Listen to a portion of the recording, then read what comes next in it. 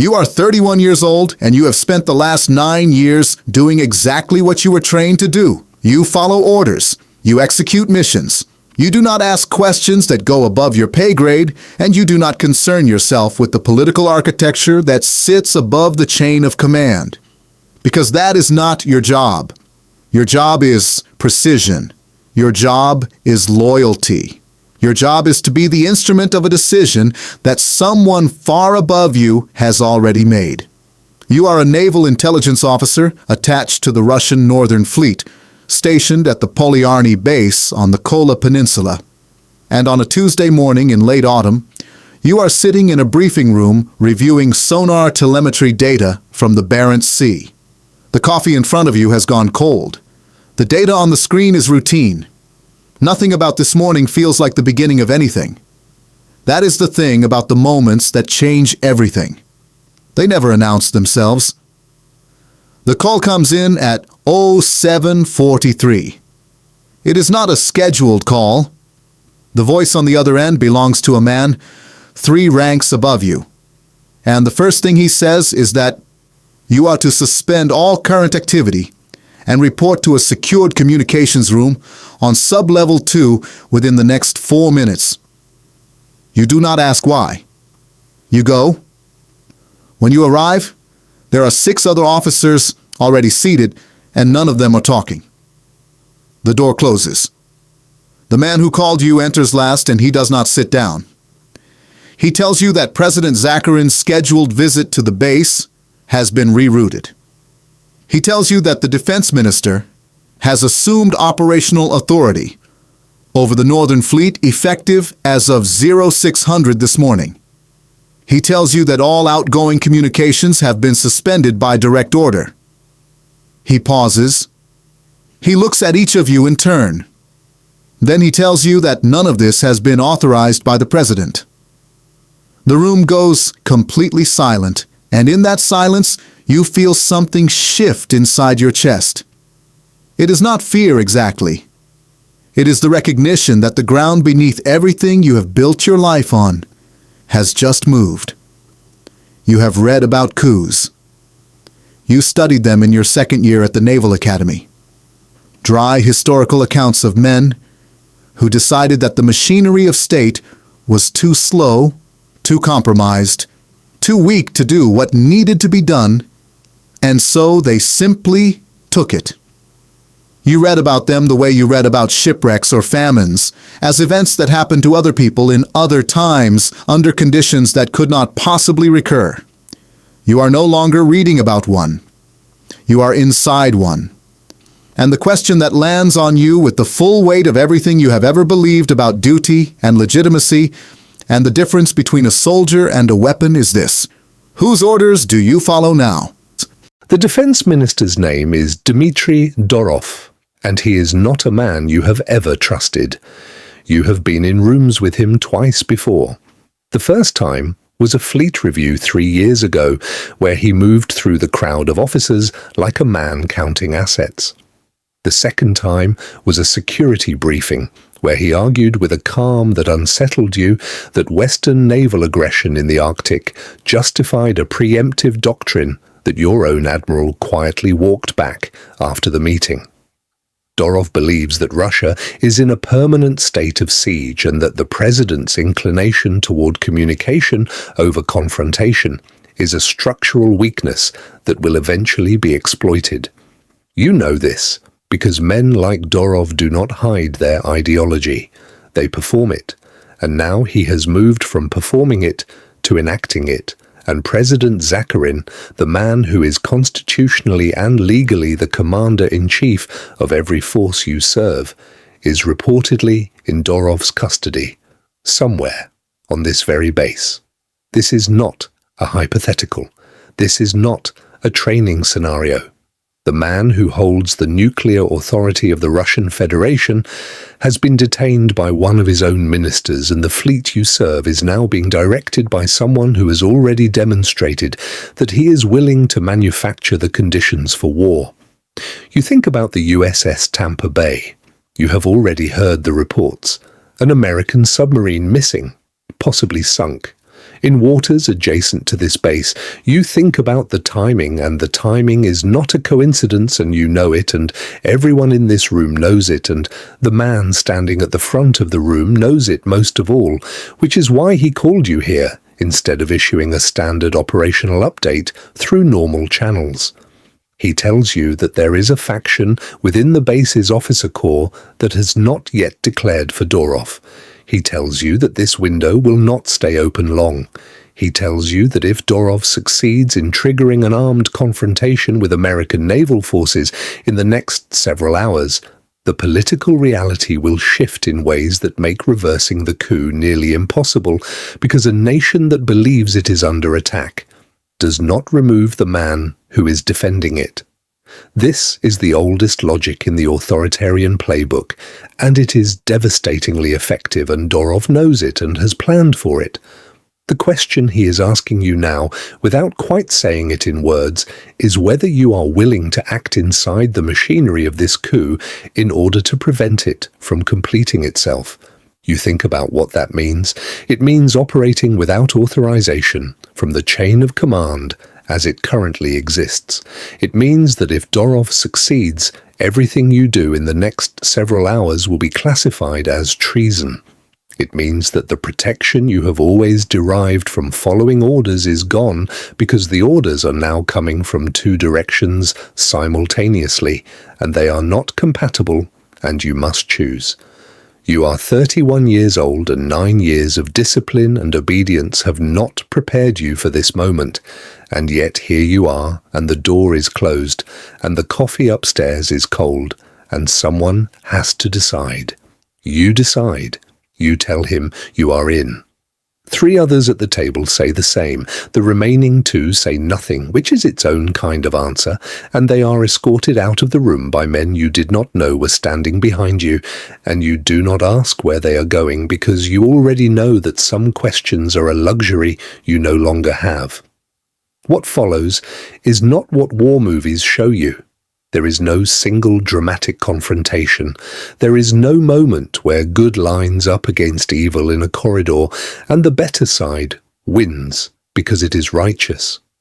What there is instead is a series of small, grinding, terrifying decisions made in sequence under conditions of radical uncertainty, and each one locks in the next, and the compounding weight of them is something you will carry for the rest of your life, regardless of how this ends. You spend the first 2 hours doing something that sounds almost mundane. You are monitoring communications. Specifically, you are watching for the signals that will tell you whether Dorov has already reached the destroyer commanders, whether the men aboard the Severomorsk and the Bespokojny have been brought into the operation, or whether they are still, at this moment, operating on their original loyalty. This matters because Dorov's plan, as best you can reconstruct it, requires naval escalation. It requires an incident. It requires the deaths of American sailors to be answered with Russian firepower, and, for that to happen, he needs destroyers willing to fire and submarine commanders willing to engage. If those men can be reached before Dorov reaches them, the architecture of the coup begins to collapse. The intelligence that comes back is not clean. It is never clean. What you learn is that the commander of one destroyer, a man named Volkov, who trained under Captain Andropov of the submarine corps, has received orders from Dorov's staff to engage any American vessels detected within a defined exclusion zone. What you also learn is that Volkov has not yet confirmed receipt of those orders, which in naval communication protocol is the equivalent of a pause, a hesitation. A man who has been given an instruction he is not sure he believes is legitimate, you know this pause will not last.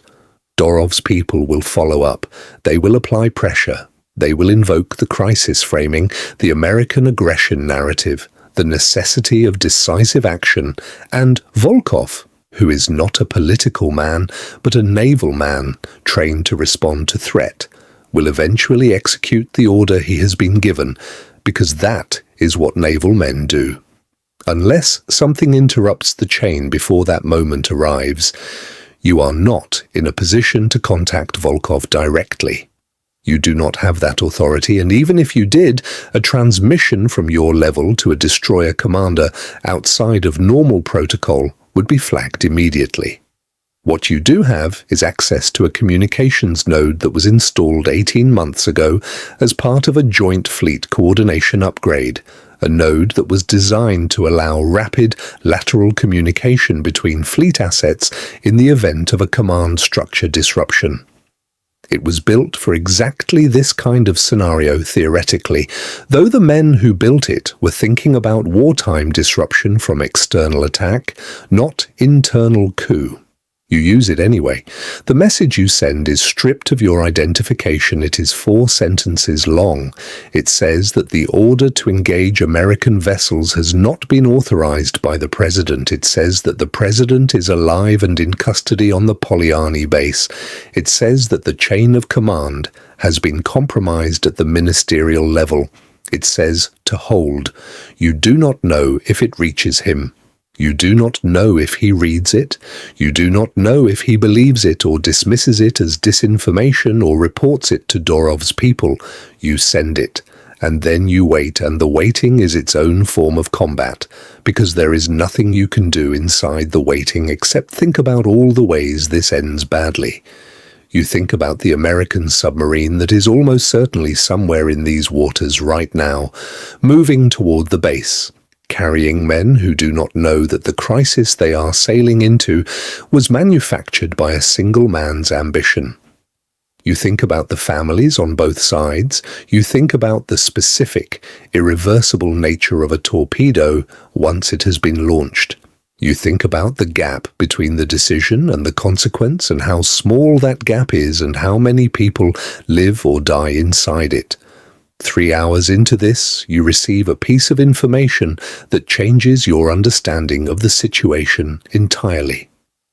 One of the men in your network, a signals officer on the base, tells you that there is an unauthorized transmission signature being detected near the northern observation tower. It is faint. It is using a compressed burst protocol that is not Russian in origin. You know what that means before he finishes the sentence.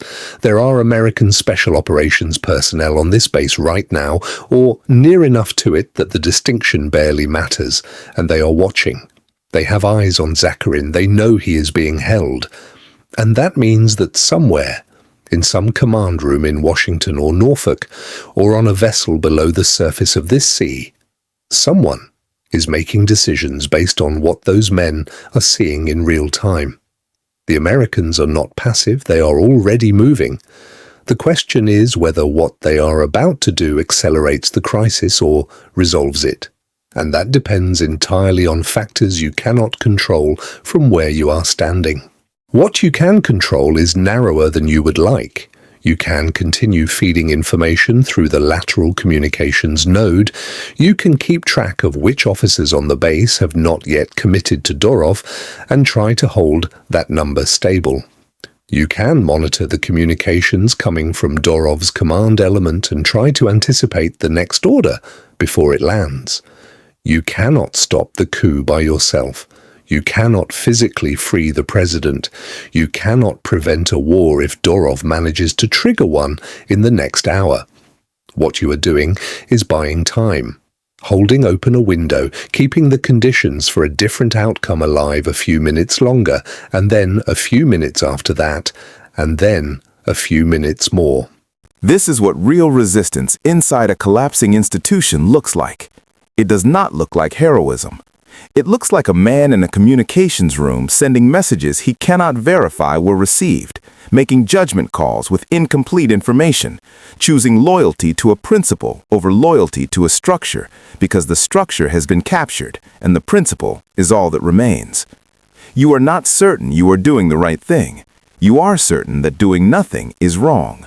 The distance between those two positions is where you live now, and it is not comfortable, and it was never going to be. When the news reaches you that the destroyer Severomorsk has turned its weapon systems toward an American submarine and then inexplicably stood down, you do not immediately understand what happened. The report is fragmented. The destroyer's crew refused the order to fire. Not the commander, the crew. Individual sailors at their stations declined to execute. You have been in the Navy long enough to understand how extraordinary this is. A naval crew refusing a direct fire order is not a thing that happens inside normal military reality. It happens when the men at those stations have already decided on their own that the order they have received is not legitimate. Someone reached them. Whether it was your message to Volkov or something else entirely, someone introduced enough doubt into that chain of command that when the moment came, the men chose to hold rather than fire. Dorov responds by attempting to launch ballistic missiles from the base directly. You watch this happen in real time through the base's own monitoring systems, and the 7 seconds between launch authorization and impact window are the longest seconds of your life. The missiles are intercepted by the Severomorsk. The same destroyer whose crew refused to fire on the American submarine has turned its close-in weapon systems against the missiles launched by the man who gave them their orders. The coup does not end with a dramatic confrontation.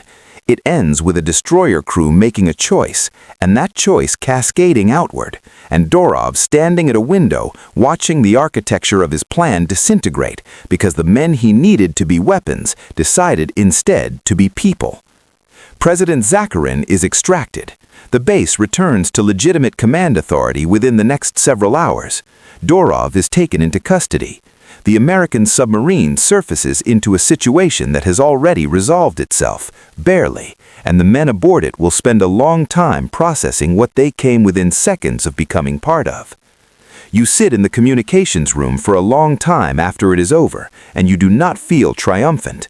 You feel the specific exhaustion of someone who has been holding something very heavy for a very long time and has just been allowed to set it down. You think about the messages you sent and whether they mattered or whether the outcome would have been the same without them. You think about the 2 officers who said nothing at the table and were escorted out, and you do not know what happened to them, and you may never know. You think about the sailor on the Severomorsk who was first to refuse the fire order, whoever that person is, and what it cost them to do it, and whether they had any idea that their refusal was the hinge on which everything turned. The official account of what happened at Polyarny that day will be classified for years. Some of it will never be declassified. The men who acted inside that window of time will not receive commendations. Most of them will not be acknowledged at all. What happened will be absorbed into the bureaucratic record as an internal security incident, resolved, closed. But the thing that happened was real, and the men who were inside it know what it was, and they know what it cost, and they know, with the particular knowledge that comes only from having lived through a moment where history could have gone the other way, exactly how close it came to not working. You are one of those men. You will return to your post. You will receive new orders from a chain of command that has been restored to legitimacy. You will follow them. But you will never again be the officer who sat in a briefing room reviewing routine sonar data and believed, without examination, that the structure above him was stable. You know now what you did not know before. You know that structures are only as stable as the people inside them who choose, when the moment comes, to hold. The next crisis is already forming somewhere. It always is. And somewhere inside it, there is a man at a station with an order in his hand and a choice in front of him, and not enough time to think. You hope he chooses right. You know now, in a way you did not before, that hope is not nothing. Sometimes it is the only thing standing between a fleet and a war, and sometimes, against every reasonable expectation, it is enough.